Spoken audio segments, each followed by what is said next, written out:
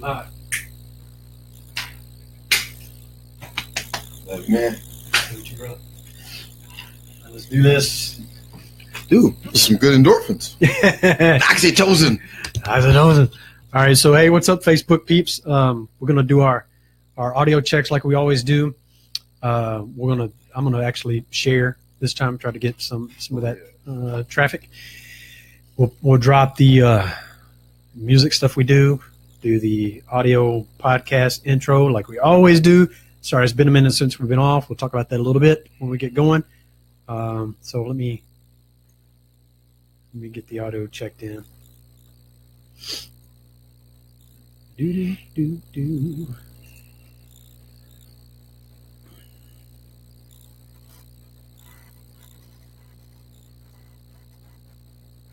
Yeah. Two rational dastards. That's funny. You're like, I can't find us. Where are we?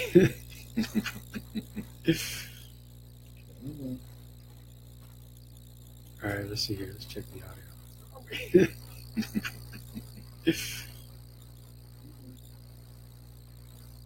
All right, let's see here. It's a little bit of a weird. It's buzzing in the background.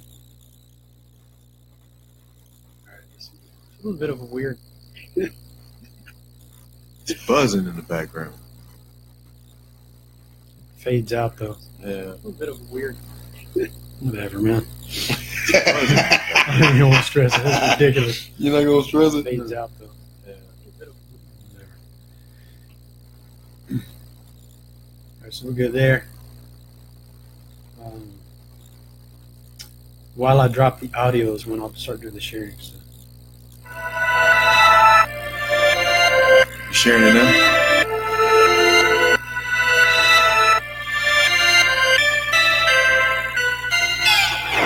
This is Scott. This is Colin. We are Two rational bastards.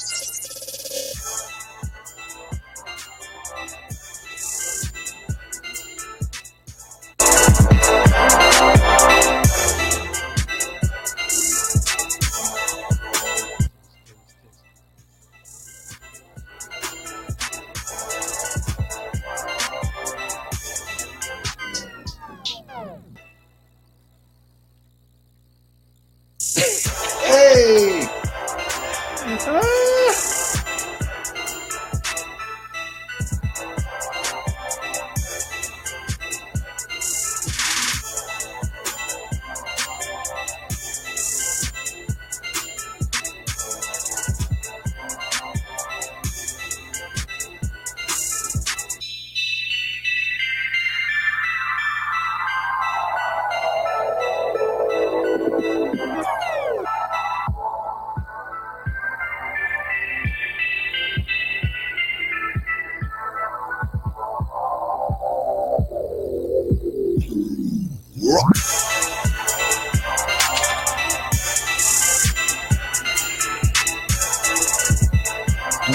Okay.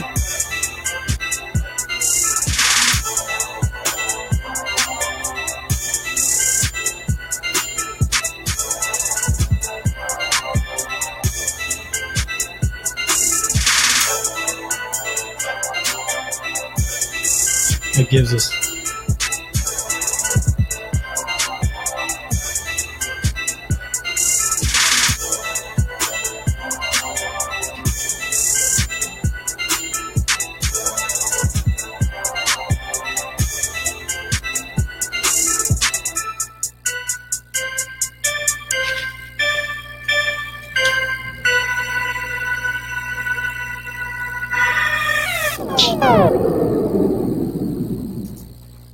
All right, so we're good there. Audio's still decent. You lost an ear again. Oh my God. It's been out of practice too. So I'm going to drop the podcast intro, Colin. All right. In 3, 2, 1. Welcome to another episode of Two Rational Bastards, broadcasting live from Rose Garden Studios, just north of Nashville, Tennessee. We're past episodes on YouTube, again live streaming on Facebook, and then the audio podcast portion. I'm your host, Scott. It's Colin. Colin, what's up, man? So I feel like we have this conversation Every other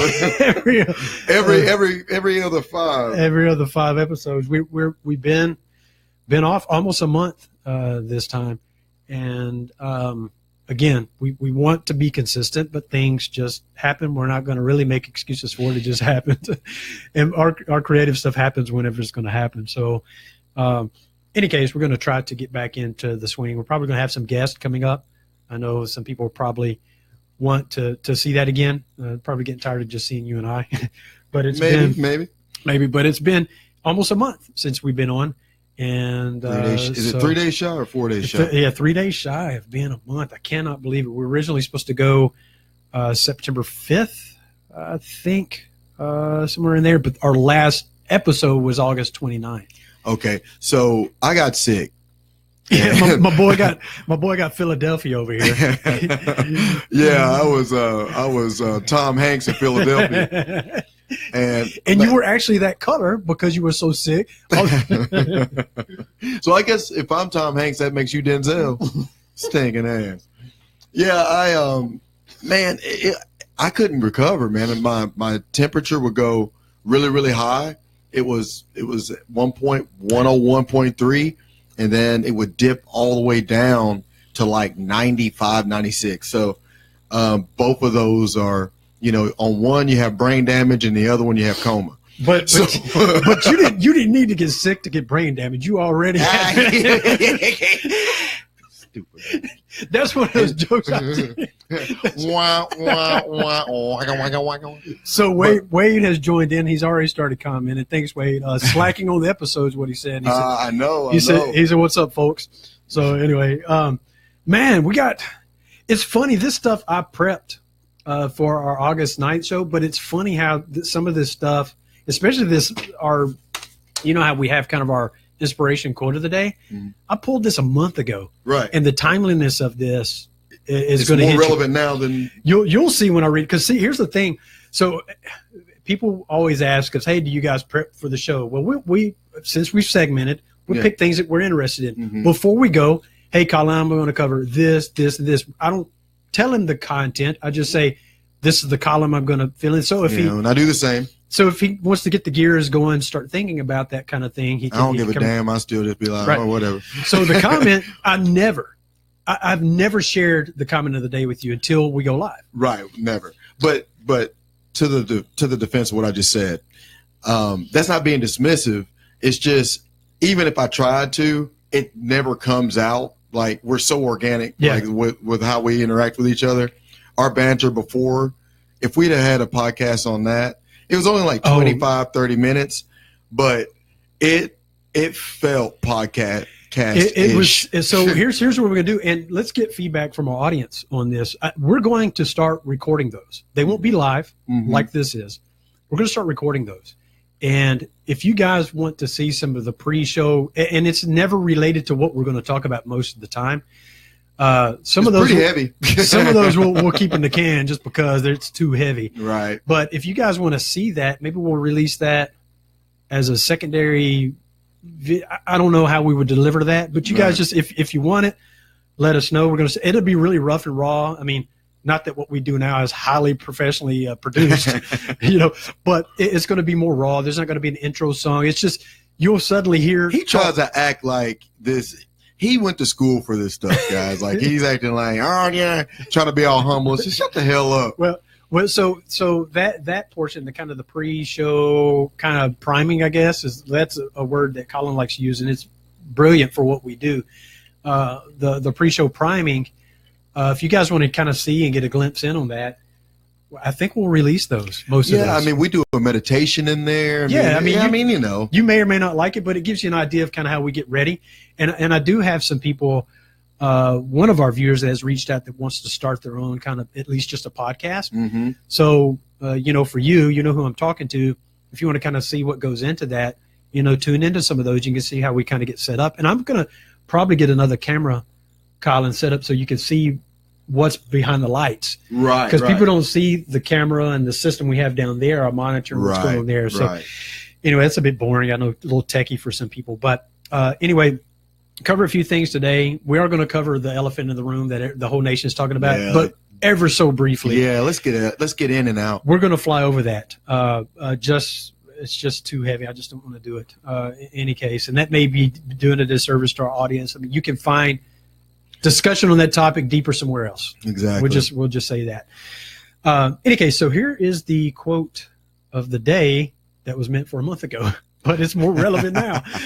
So it's just how it works. If we cannot end now our differences, at least we can help make the world safe for diversity. That almost chokes me up right there to think about how timely this is. Wow. For in the final analysis, our most basic common link is that we all inhabit this small planet. We all breathe the same air. We all cherish our children's future, and we are all mortal. President John F. Kennedy said that June 10th, 1963. Wow. So I'll hit that again at the end, but how poetic for what's going on right now.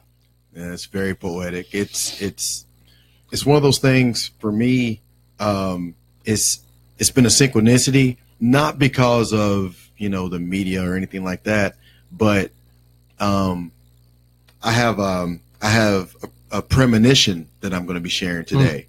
I'm going to be a little bit vulnerable, and share something that I discovered about myself, and it goes in to that quote like perfectly.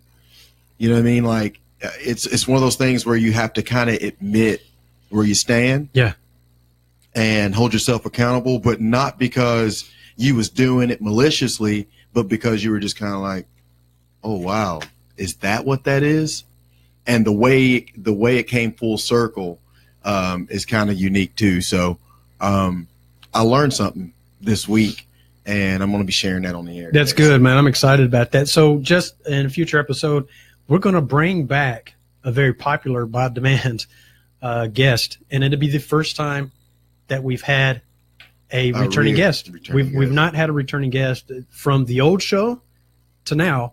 We've not had one, and it's going to be none other than past MTSU great, past NFL running back Joe Campbell. Joe Campbell's going to come back on, so we're excited about that. We will talk football because it's natural, but how sports relates to so many things that go on in our world, right? And to get his take, because we talked about poetic, and he's very poetic. Anybody that knows Joe Wade, you do. A lot of us do that went to school with Frog. He has a way of presenting topic that is poetic, meaningful, without being harsh to whom it may be against, I guess you could say, if that's a way to say it. Mm-hmm. He just has a unique way of positioning topic, and he's good at it. Really I can't wait to have him on again. Like how you worded it earlier was perfectly. He can frame things in a way that you will accept it, whether it's uncomfortable or not. Whether you agree with it or not, you accept it, and you may not like it, but it doesn't make you feel combative. Right. You're just like, you know what? I don't have to be defensive on that. Yeah, exactly. That's good. That's cool. So he's really good at that. I wish I had more of that. I do too. I wish I could tap into that. But so that's the quote of the day. We talked about that. And so the elephant in the room, 5-minute flyover. And I'm not going to go in deep on this. It's just what it is. But we have this issue, the kneeling of the national anthem, the players doing the NFL players doing what they exercise, what they feel as a protest. It's not one and the same, being because you kneel or you don't come out for the national anthem. It's not a disgrace or disrespect to the national anthem. They're two separate things. What they were doing was protesting some of the comments of the person that currently occupies the seat in the White House. Okay. Right. So that's one piece. The other piece is that's exactly what the veterans and the people in the military fought for, is to give us the ability to make our own choice. Right. Now, whether you sit for it or you stand with your hand over your heart and you sing it, you're both right. You sit on the bench. You're both right, because you both have that right. You're both correct. I may not agree with whichever one. I may agree with parts of one and parts of the other, but it's your right. Right. That's what they fought for, is to give us the ability. And guess what? Let's just be honest about this. When you do stand up and put your hand on your heart, and that's been the norm, that's a political statement too. Right. So it's just accepted. It's not uncomfortable. Right. So with that, the divisiveness of what's kind of going on, it's our right to protest. It's our right. That's what the servicemen so proudly, and I'm proud of that they've done to give us a vote. Gives you and I the ability to talk shit, to send out to the masses, without worry of repercussion. The right for you to wear your pants low. I don't like it. I don't like to see it. But wear your pants low. That's your thing. Wear rompers. Yeah, it doesn't matter. If you want to wear the leg warmers that went out back in the 80s, or if you want to do a Klan rally, you have that right. And if you're a fan and you want to protest against the team and don't show up, that's your right. Exactly. I could care less. I'm not mad or feel any different from the guy that sits down and the guy that stands up. Right. Because that's your own thing. And to be quite honest, if you feel disrespected if you were a service member by people not standing up, fine. That's your right to feel that way. I don't necessarily agree with it, but it's okay. But that's your belief, and I'm good with that. I don't know that there's too many. I feel like a lot of the media is talking about what the disrespect is. Yeah. I don't hear any veterans saying that because they took an oath. They took an oath that stated that they would fight for that right to do either way. I do know that some are offended. I mean, I have military people in my family, and I have some on both sides, and it's cool. I mean, but the thing is you can have that thought. You've stated that to me, but then don't try to force it upon me to make me believe your way. It's my thought alone. And so, again, you can agree or disagree with how it's going on, but that's your right, and that's their right to do it that way too. And when people say, let's keep politics out of sports, politics and sports, in everything. Sports and politics, it's all intertwined from the very first time the first president invited a championship team or made the first phone call way back in the day. Politics was introduced into sports. Absolutely. I mean, it's just what it is. Don't add convenience into your argument. Well, and to me, sports has always been a way to shed light on many topics. I mean, let's look at Muhammad Ali, what he did. Mm-hmm. He was political. Right. I could care less what people say.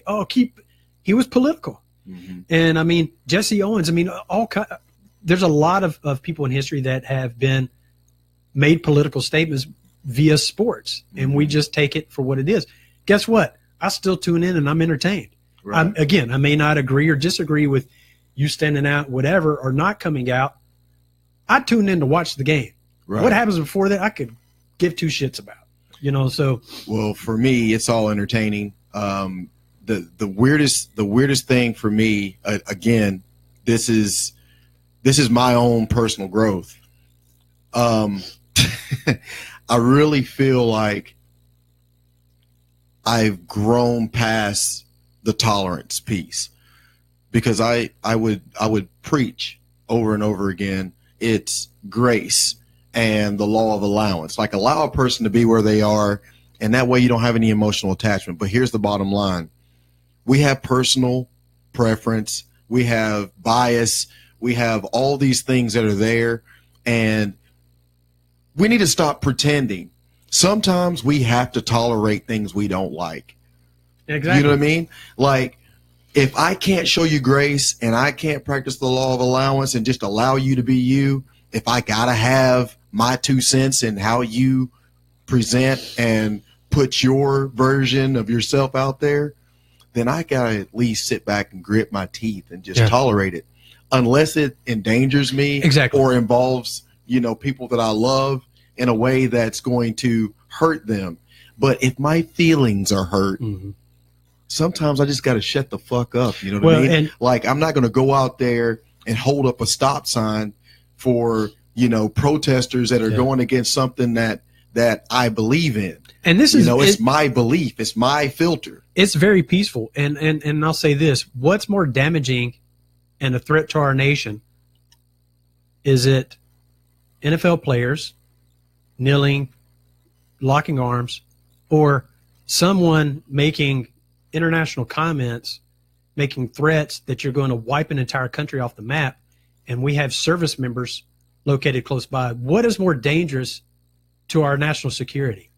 And I'll leave it at that. That's not a question for you to answer or me to answer, but that's for our audience. Just really think about that for a moment. Is what's more dangerous? We may not like how the NFL players are approached. As we may like it, but what's more dangerous to our national security? You answer that for yourself. So, All right. So we're gone. We're gone. Out of here. So speaking of football and sports, Colin, hit it, baby, hit it. Oh yeah. The Titans. The Titans won a game. What?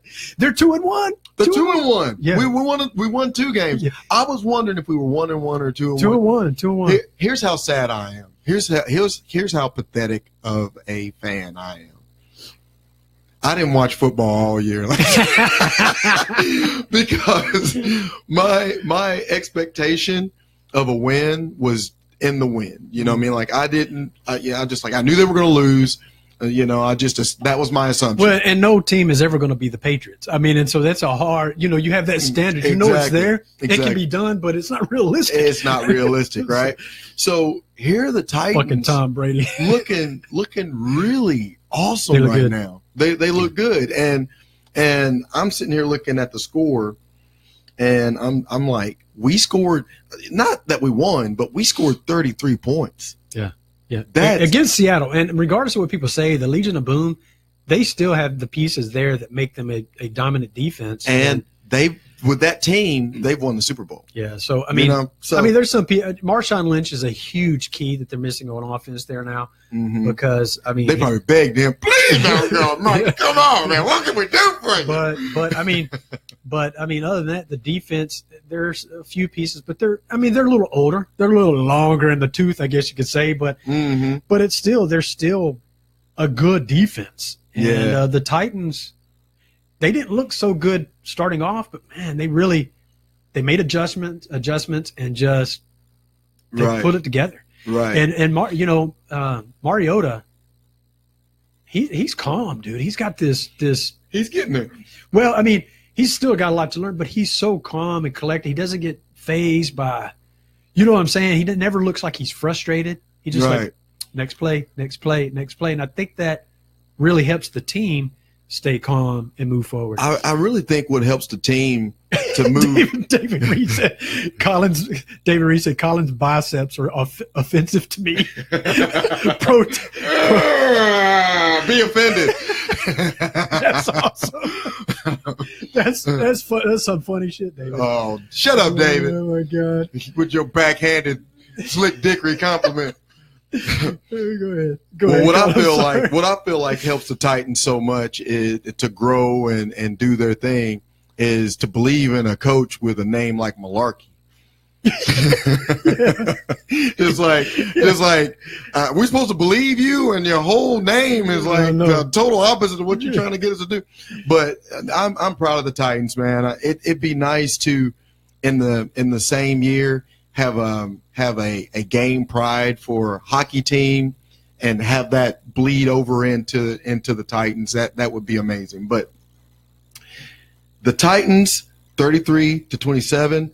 And no, we're not going to talk about both of these are your team. I can't get away from it. But let's save college for last. The stinking ass Cowboys and the Cardinals. Everybody knows I'm a Cowboys. We'll say it again. I'm a Cowboys fan and a Bama fan. So go ahead. Mama, don't let your baby grow Colin up specifically to be a cowboy. Colin specifically does not like them because I do. He wants to That's be. it. That's it. That's all. But yeah, man, like the Cowboys, they're fun to watch. They're dynamic.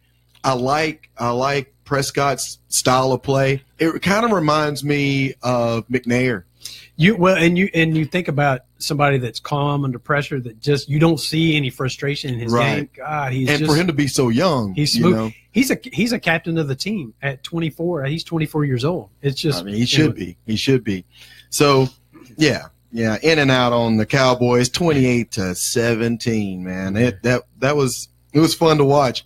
They did start off very well, but they hey man, again made the adjustments. It's how you finish, and right. it's that adjustment. But Alabama, though, Oh my God. holy crap! Roll freaking Tide. Oh, shut up, Vanderbilt. You know what they were just like, man. I sure am glad we smart.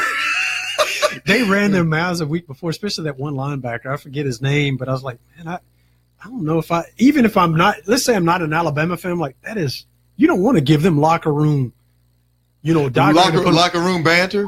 Are you kidding me? The locker room banter. The number one team in the nation. You're going to. I mean, they did whatever they wanted. It was like 10 kids were playing freeze tag. And some grown men came in and just do you realize at one point they had like their third string offensive line, and they had gone so deep on the depth chart of their running backs, they went to a tight end and put him in as a running back, a backup tight end. Because and here's the thing, regardless of how much you hate or love Saban or whatever, because if you're not a Bama fan, you hate him. Right. And regardless, the score, it was 59-0. 59-0. He wants his team to continue to perform, but when he gets to a point, he does not like running the score up, regardless of what people think. That score doesn't seem that way, but the score was high. The score would have been higher, but they started kneeling at the end of the game. So he was putting in fourth string guys, tight ends as running backs, putting freshman wide receivers in. It was pretty much a scrimmage for him. Yeah, it probably wasn't even they probably got nothing out of that game. So do you have the stats, or do you want me to read the stats? You can do the stats. Oh my God.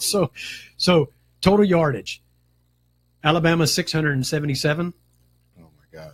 Vanderbilt 78. They never crossed the 50-yard line. Oh my God.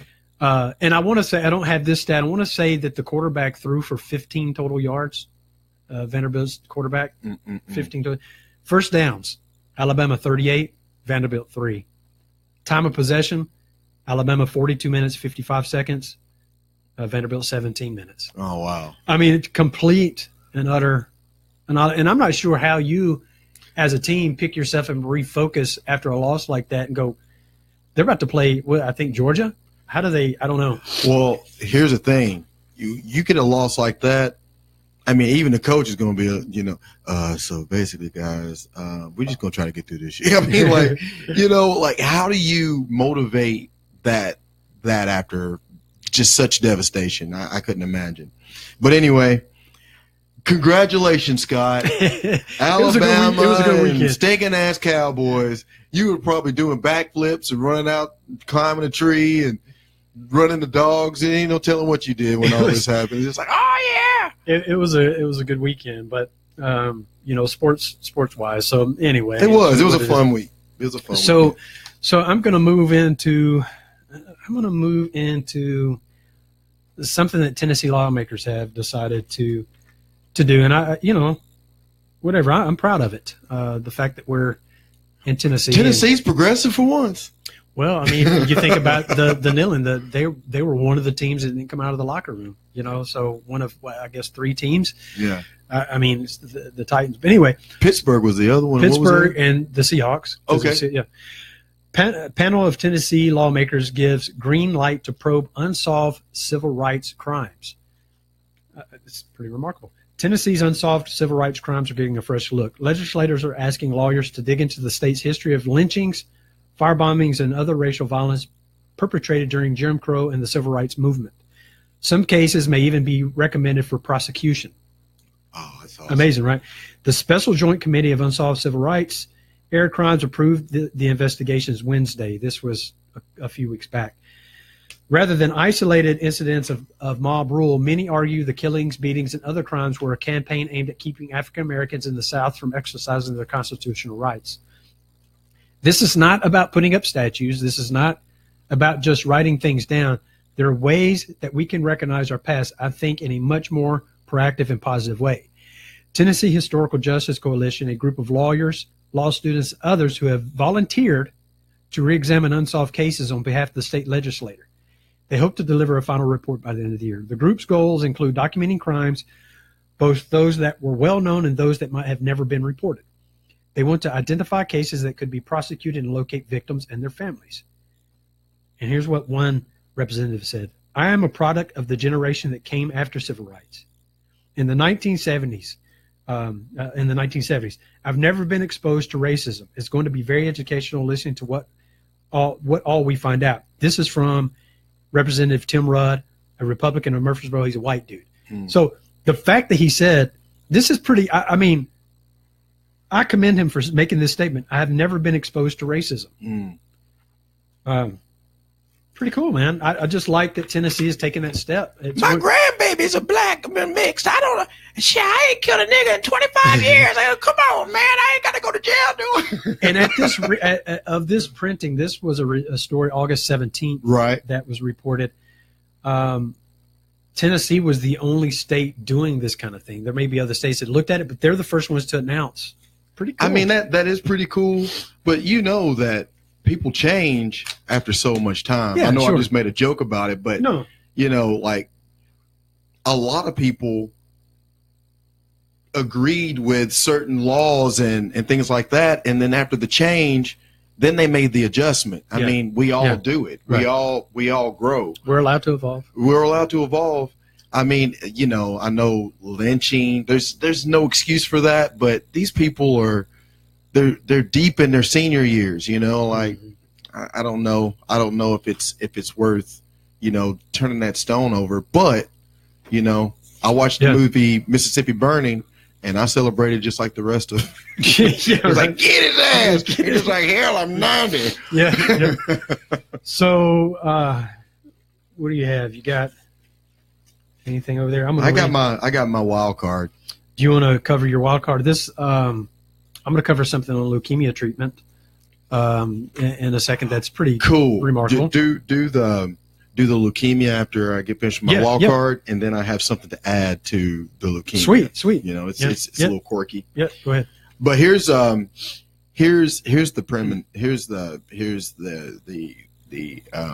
epiphany. Yeah.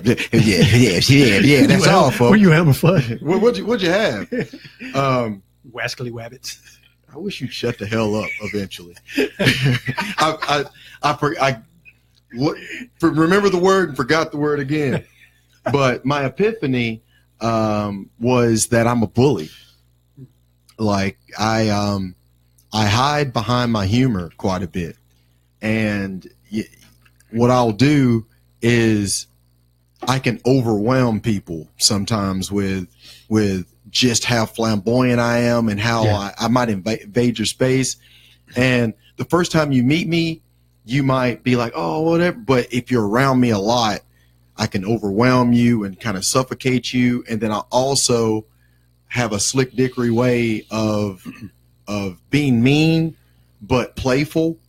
And I didn't realize that about me until I have my little nephew that I hang around with a lot, Andon, and he gets off on pissing you off. You know, he wants to piss you off.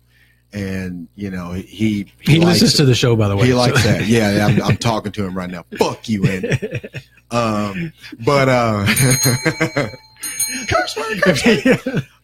Curse bell. But and also switch it up. Yeah, switch it up. But what happened with he and I is he didn't have any stopping sense, and he uses humor for a defense mechanism, and he also overwhelms you. And that's exactly what I do. You know, and he just keeps coming and coming and coming and coming. And all you want to do is just like escape and like get away from the person. And it's the funniest feeling to have to discover, okay, this is an element of a flaw that you need to work on. And also you need to try to find out how you need to communicate with this person. Would you just leave me the fuck alone? Yeah. And then you also have to also navigate your own discovery. Like, I've got to go into this maze about me, and I'm going to come to a couple of dead ends. I might get lost in there, but I've got to go in if I want to get to that next level of personal development. So it was all this stuff that happened in an instance, and, you know, I've got to make some adjustments. So here I go in my week, and at least now I notice when I'm being a bully. Like, I'm not in the moment, But afterwards, oh my God, I just annihilated that person, Trucked them, huh? Yeah, I did. I absolutely trumped them. And it's one of those things. And again, I'm trying to get better at being vulnerable. When you discover those types of things that make you feel really defensive, and you have to make the decision not to be defensive, but to own it, it's the most uncomfortable thing that you'll do, but it's the most beneficial thing that you can do in the long run. Because right now I'm noticing something that I have never noticed before. And then I start thinking, here comes your ego. Oh, hell. What about all the people that hate you or don't like, and you just have to deal with those insecurities, but keep moving forward and keep going into that maze, and you run into those dead ends, and you just keep on turning around, make a U-turn.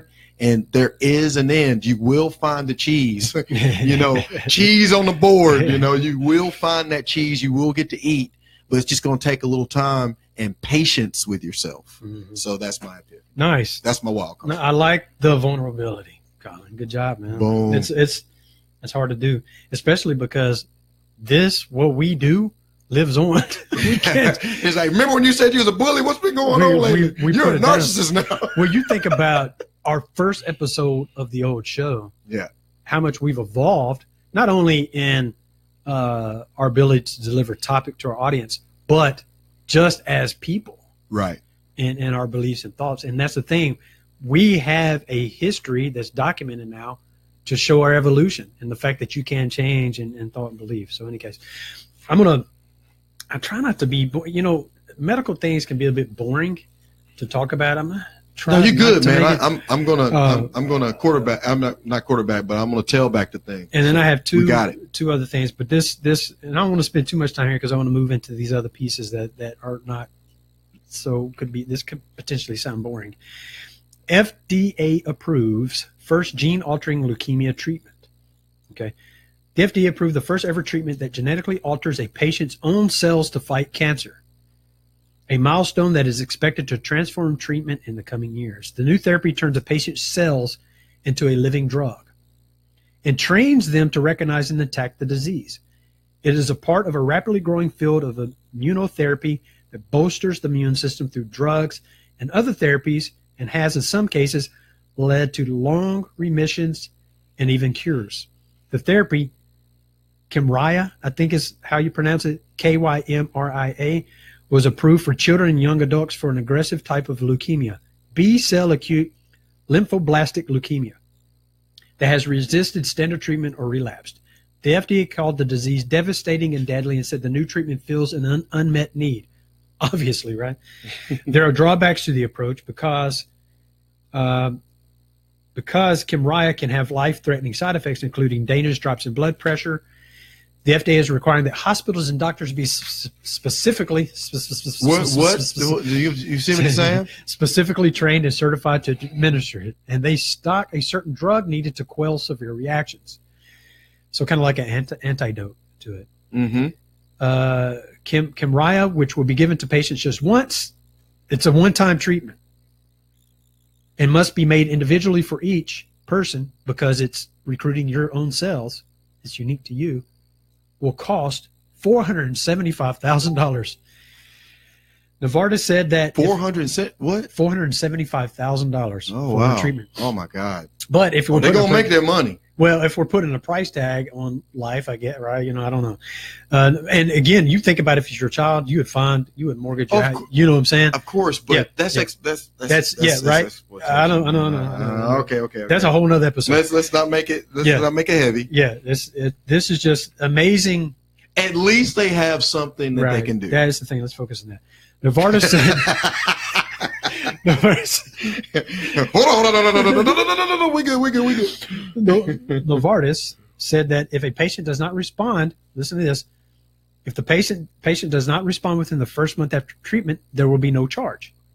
I was going to make a joke and say they're going to refund you. Yeah, they will refund you. Wow. So the company also said it would provide financial help to families who were uninsured or underinsured. So there's going to be some assistance. Who knows? Even if it's whatever. Obamacare. Yeah. Discussing. You trying to make this heavy? I'm trying to be here. My bad. And I told you You're I had the crab in a damn barrel. I told you I was a bully. Trying to pull me down in a damn barrel. I'm working on it. Speaking of crab, there's a story of a crab that got caught on a kitchen camera. The pot was boiling, because they boil them live. He crawled out, used the stovetop handle thing, that the thermostat, to swing on to land on the floor, ended up turning the pot off, and all the other crabs lived. That's awesome. Yeah, so speaking of We crab, shall overcome.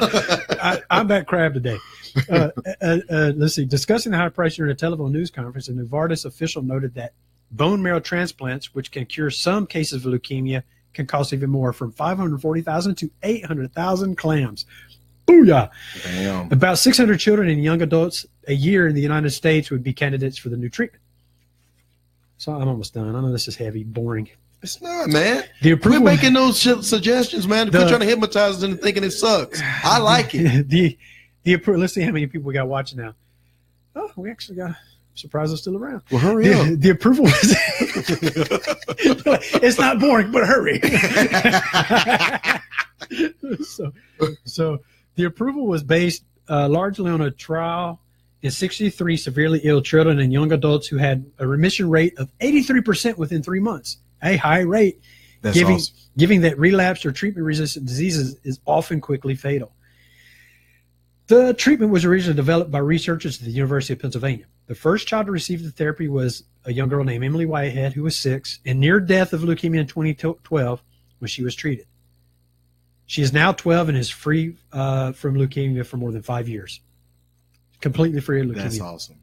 Now they call this the child killing disease, cancer, this type of leukemia, and she's cancer free now.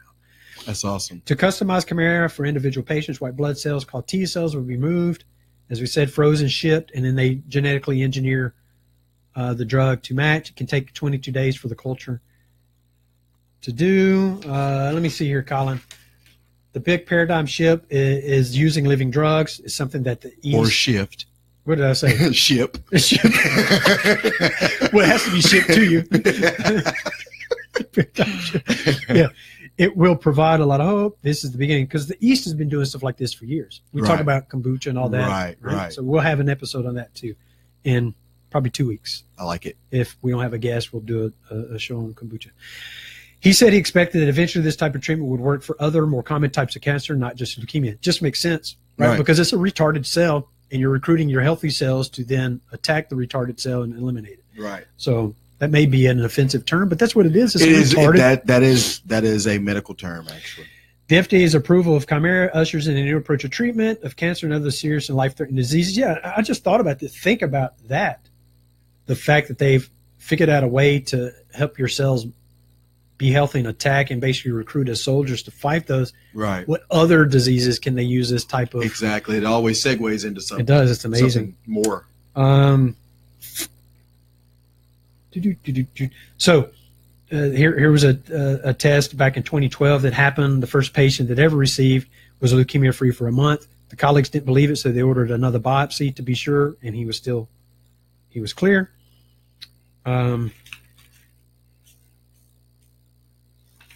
Yeah, that's it. Pretty amazing, right? I mean, this is new, $475,000. We'll probably find out in 10 years that it'll be a $5 treatment. You know how they do. I hope so. I don't want this to be something that people have to, change their whole entire lives because they need this treatment. You know what I mean? Yeah. Well, what was going to be my point? Oh, think about when AIDS treatments and stuff first came out, how expensive they were for like one pill and all that kind of stuff. Now, right. I don't know because I don't, but I know that it's a lot less and it's more available and, things like that. It is. What do you got? You want to piggyback on that? Anything? I do. And we won't spend too much more time on it. I'm going to check the comments too while you're. That's fine, man. Interrupt me again, though. There's a fighter, Luke Rockhold, and he is a juggernaut as far as all the styles of fighting in MMA. He was injured heavily in his back, and I have a lot of issues in my spine, not issues, but a lot of tension in my spine. And I have to roll on a hard foam roller for active release therapy and a whole lot of yoga moves and stuff like that, just so that I can do the things that I like to do athletically. Well, he had an injury that was supposed to end his career, but he had some stem cell treatment. And I'm not going to go into everything about stem cell treatment because I don't know about it. But I know that it's very beneficial, and I know that you grow it's almost like regenerating your own cells. Yeah. Imagine cutting your arm off and then having stem cells in your arm growing back. That's exaggerated, but that gives you an idea of what it does. Well, his back is 100% now, because of stem cell treatment. It was experimental.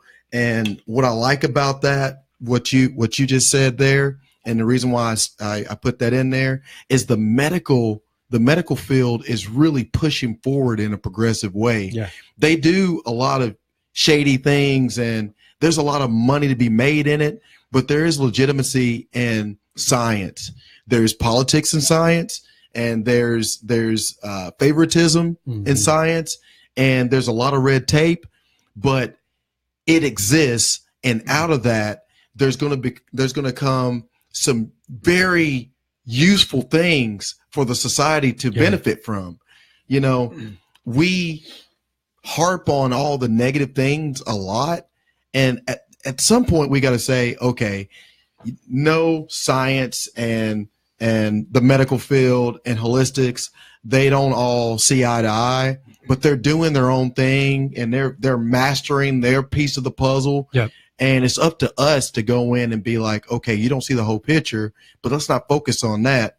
Look at that beautiful piece of a puzzle you have right there. Yeah. Let me take a look at that. Let me get some pieces out. Let me get some benefits out of that. And then just move forward in our personal lives and then reap the benefits of, them focusing on their bias. Mm-hmm.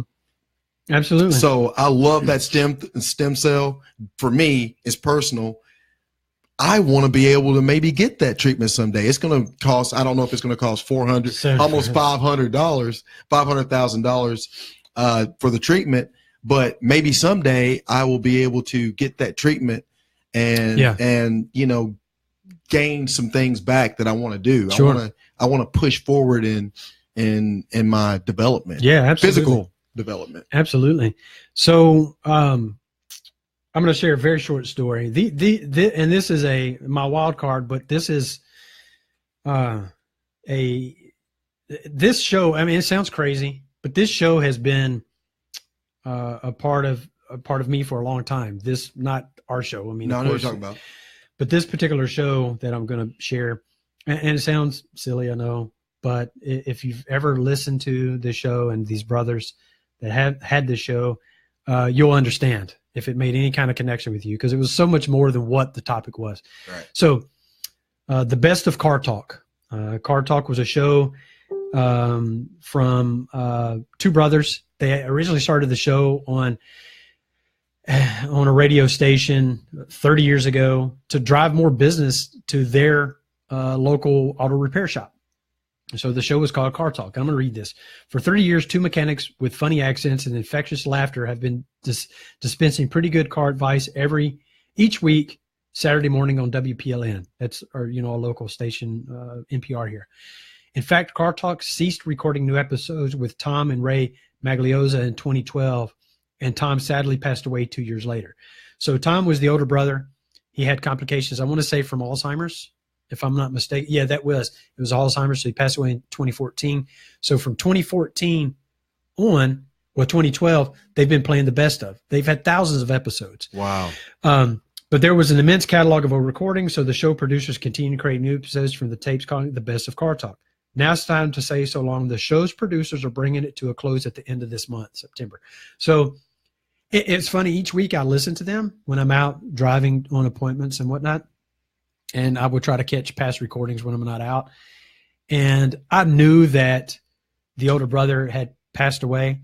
So it was one of those kind of things I would kind of get lost in thought with them again and kind of enjoy them, but also in the back of my mind knowing he's not really here anymore. Right.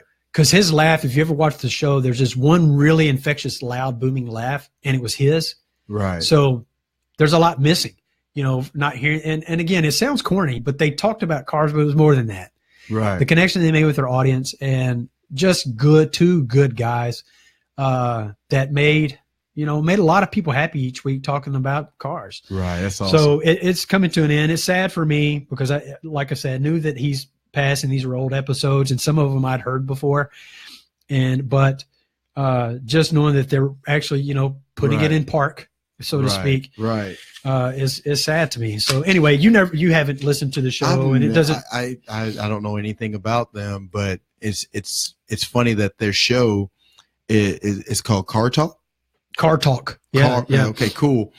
It reminds me of Exposing Real Estate and Damn Near Anything Else because, like you said, they talked about other things. We talked about other things, and it just kind of didn't. Yeah. It didn't gel with what the name of the show was. Yeah. Which is why we renamed it. But they sound awesome. I can't wait to go and listen. Yeah, you should go. I want to hear the laugh. Yeah, you should. You go back, and I should have had it queued up to play kind of their intro to the show. I didn't. I wasn't smart enough to think that far ahead. But they. It's enjoyable. Again, it's not moving topics, but they get into some things. It's just good entertainment. So my last piece. This is a book that I read, I don't know, a couple years ago, and it's by Justin Halpern. It's called "Shit My Dad Says." So what he did, I think he started a Twitter account or something like that, would just post daily things that his dad would said to him growing up that he made notations of. Just a real interesting man that would make very transparent and honest, matter of fact kind of statements, but they had a lot of knowledge behind them. Right.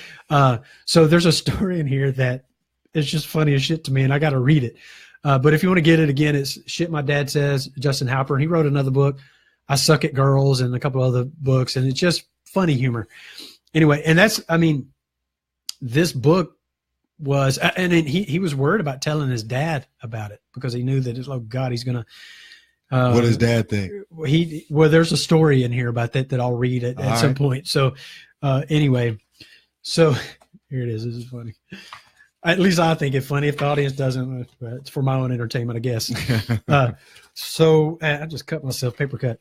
At the end of the day, you have to make the best decision for yourself is the title of this one story. So one day when I was 14, my friend Aaron barged through my front door after school, out of breath and sweaty. I could tell by the intense look on his face that whatever he was about to tell me just might be the most important thing I've heard in my entire life up to that point. It turned out I was right. Dude, I found a porno movie in the alley behind 7-Eleven, he said.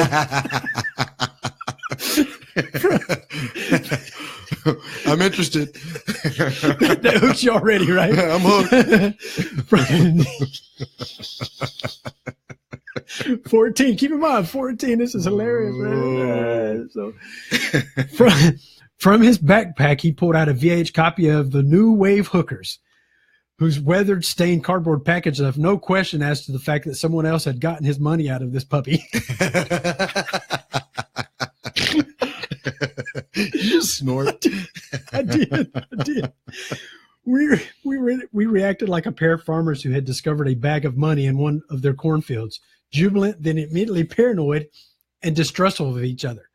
But we knew we had to work together to make sure we didn't blow this opportunity, and decided that the best idea was to make a timeshare approach.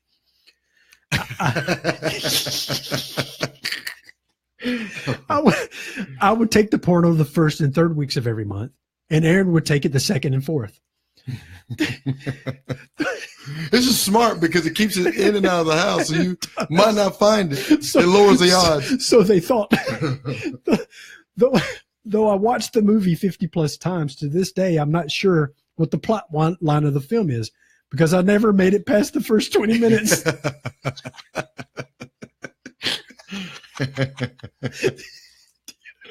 Oh. I almost can't read it. The only dude, I got tears in my eyes. place I could watch it was my parents' room.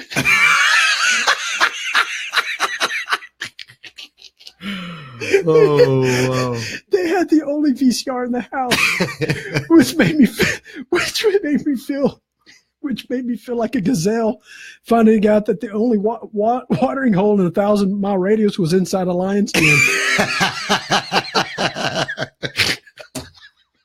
Oh my God! No, I can't see, man. I got tears in my eyes. Never once though did I think it's not worth it. I'd wait.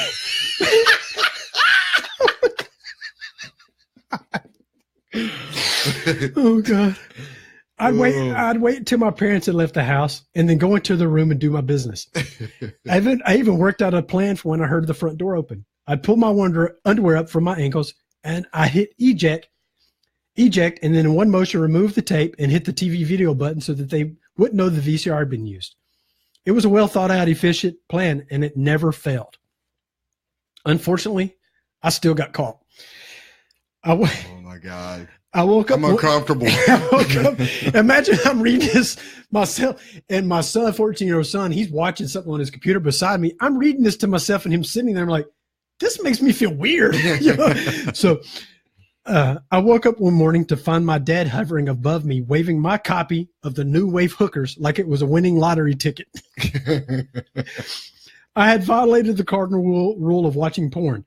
Don't leave the evidence in the VCR. Oh, wow. Here's what his dad says. I don't give a shit if you watch porn. Watch away, he said. But don't do it in my room. The last thing I need is to come home from work and sit on some of your nasty business.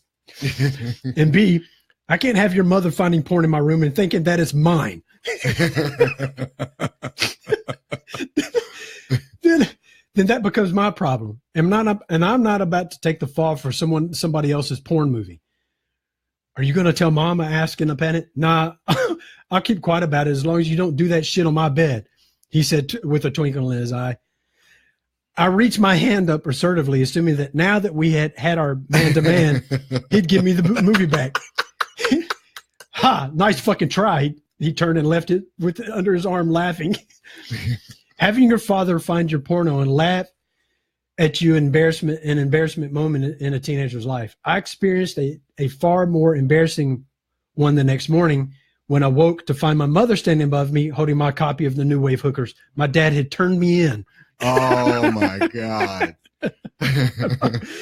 When my mom just finished describing the ills of the porn industry and detailing the unrealistic nature of sex depicted in the product, all the while screaming at me, I marched out into the living room like a man who had traveled a long distance to avenge a death. Hey, I shouted at my dad, who was eating his daily bowl of grape nuts. He looked at me making a face. Nuts. Fitting, right? Yeah. He looked up at me making a face that said, be careful in choosing your next words. You told mom about my... And then I silently mouthed the word porn.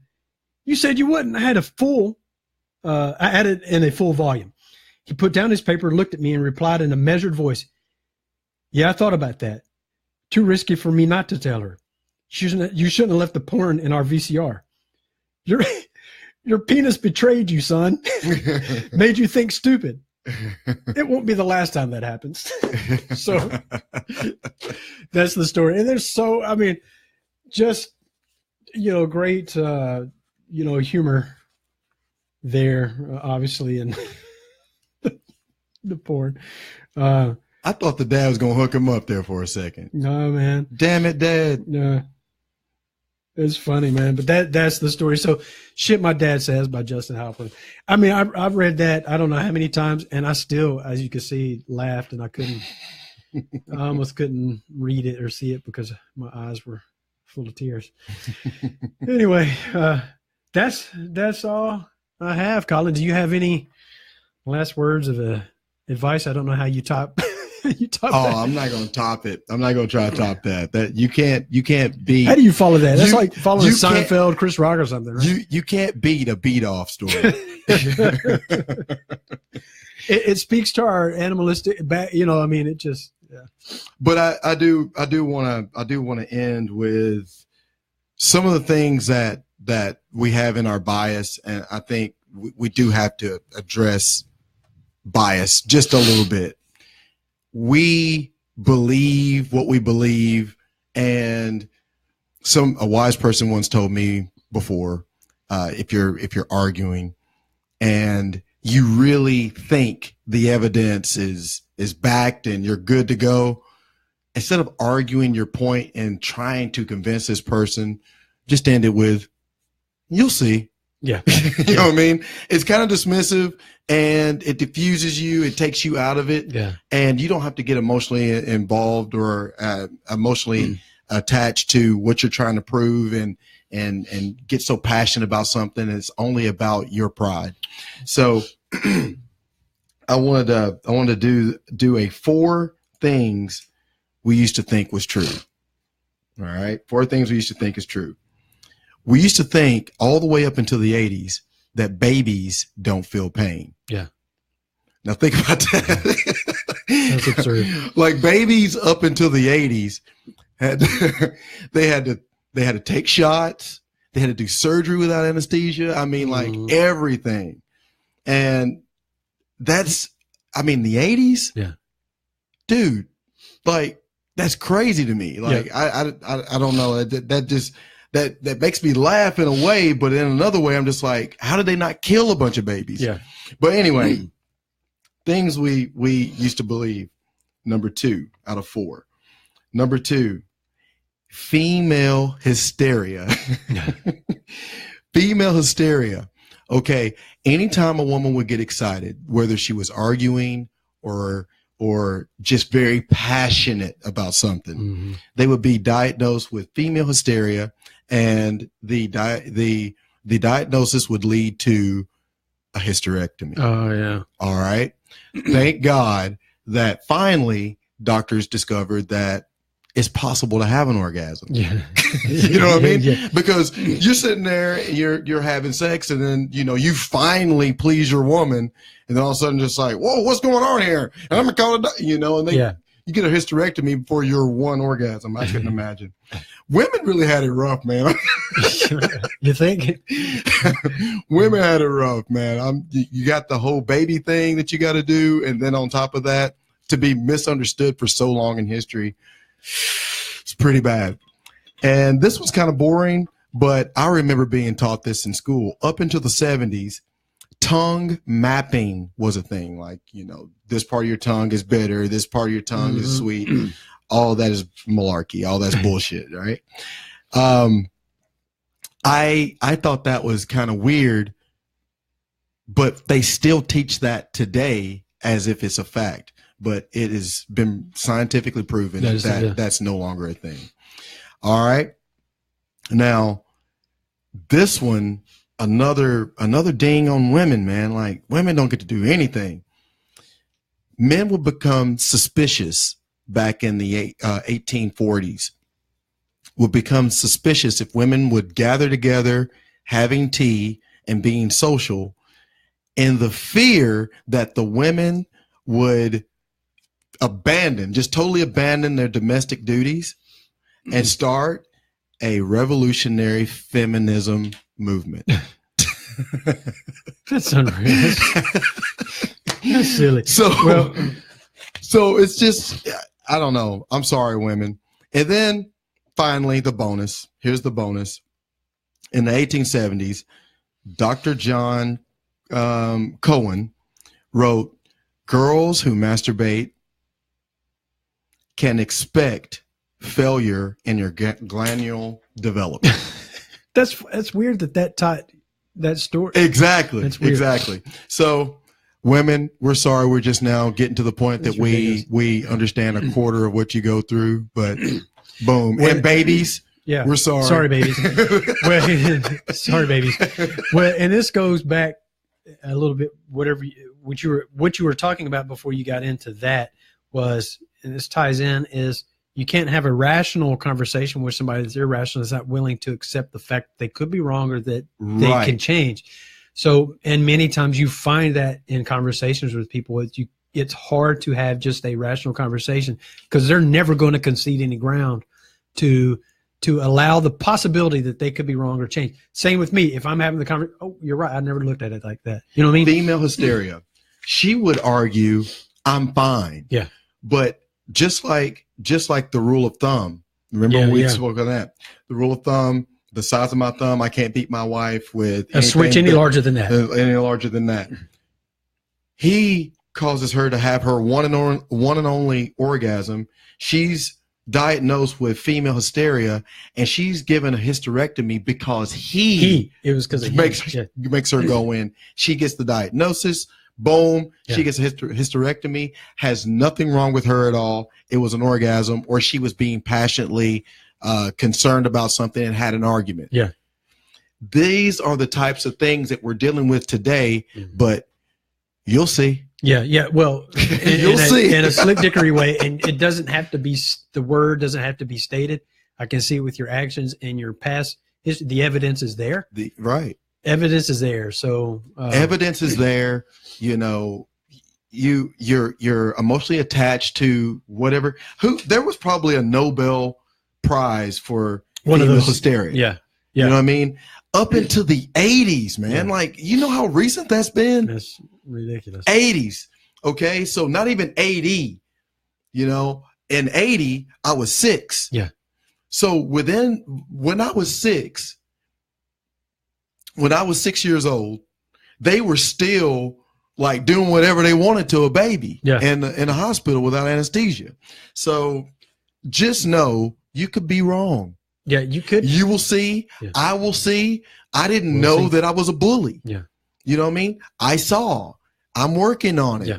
You know, what are you going to see? What are you going to see, Scott? Exactly, man. You just don't know. I mean, that's why I say, if you go back to our first show, on the first episode on the first show, you'll see some evolutions. Yeah. Yeah, you'll see evolutions. Yeah, evolutions of elevations, proclamations. Evolutions. Just make one up. Now, Jesse, you know that's not a word. You got to do something with it now. But you'll see our evolution through time, and we're allowed to do that. So yeah, we'll see. Right? We will. So anyway, till next week. I'm not sure. Again, we always say this at the end of every episode. I'm not sure next week what we'll do. We may or may not have a guest. We're gonna do something. We're gonna do something. We'll be here. We'll be here for sure. We're going to be up in here. So until next week, I'm Scott. It's Colin. Out. 1 hour, 2 minutes. We're doing good. I can't believe it. So look, Facebook, we appreciate you tuning in. We trying to hit that 1 hour mark, and we went over. Facebook went a little longer because we do the pre-show, but actual show content, 1 hour, 2 minutes. So that's good. We'll have some guests coming up in the next couple of weeks or so, 2-3 weeks. I'm not sure if it'll be this week, coming week, but we are going to have that. I don't know. But yeah, we appreciate you guys tuning in. If you shared things, if you like, please share us. If you do, comment, like our page, encourage others to watch. You may lose some friends if you encourage them. I don't know. Yeah, just like, I listened to that damn two rational bastards, and now I don't know what I'm going to think about you. Like, rational. They sound very rational. They are irrational. I hate them. Anyway, I'm going to cut the Facebook feed.